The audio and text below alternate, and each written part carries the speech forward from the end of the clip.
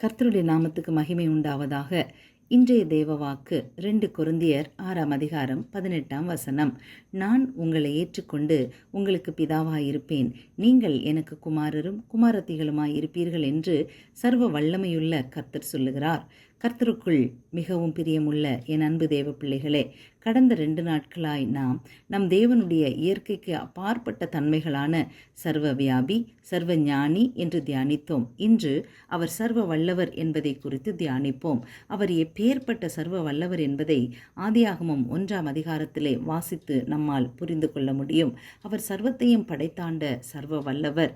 இந்த பூமி இருளும் ஆழமும் வெறுமையும் ஒழுங்கின்மையுமாயிருந்தது, ஜலத்தால் நிறைந்திருந்தது என்று சொல்லி வாசிக்கிறோம். ஆதியாகமம் 1ஆம் அதிகாரம் 2ஆம் வசனத்திலே தேவ ஆவியானவர் ஜலத்தின் மேல் அசைவாடி கொண்டிருந்தார் என்று நாம் வாசிக்கிறோம்.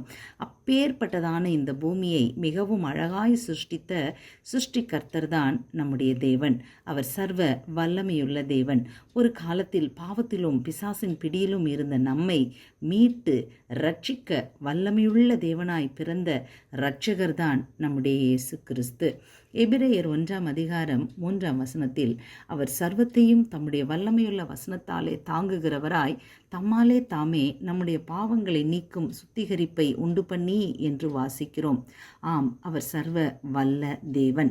யோபு பக்தன் கூட மிகவும் தெளிவாய் எழுதுகிறார். யோபு 42ஆம் அதிகாரம் 2ஆம் வசனத்தில், தேவரீர் சகலத்தையும் செய்ய வல்லவர், நீர் செய்ய நினைத்தது தடைபடாது என்று அவர் எழுதுகிறார். ஆம், என் அன்பு வாலிப பிள்ளைகளே, அவர் சொல்ல ஆகும், அவர் கட்டளையிட நிற்கும், அவரால் கூடாதது ஒன்றுமில்லை, அவரால் எல்லாம் கூடும். அப்பேற்பட்ட சர்வ வல்லமையுள்ள நம் தேவன் நம்மை பார்த்துதான் நீங்கள் எனக்கு குமாரரும் குமாரத்திகளுமாயிருப்பீர்கள் என்று சொல்லுகிறார். எவ்வளவு அன்பும் அக்கறையும் உள்ள தேவன் நம் தேவன்.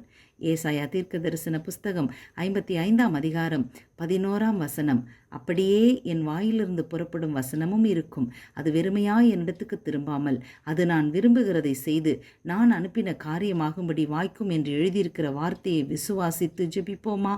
அன்பின் பரலோகத்தின் பிதாவே, இந்த நேரத்திலும் இந்த பதிவை கேட்டுக்கொண்டிருக்கிற யாராயிருந்தாலும் உம்மை நோக்கி, என் ஆண்டவரே எனக்கு உதவி செய்யும், நீர் சர்வ வல்ல தேவன் என்று உம்மை ஏற்றுக்கொண்டு விசுவாசித்து ஜெபிக்கிறேன் என்று சொல்லி ஜெபிக்கிற உம்முடைய பிள்ளைகளுக்கு ஆண்டவரே நீர் பதில் தந்து அவர்களுடைய வாழ்க்கையில் அற்புதம் செய்து அவர்களை ஏற்றுக்கொண்டு அவர்களை அனைத்து ஆண்டு கொள்வீராக.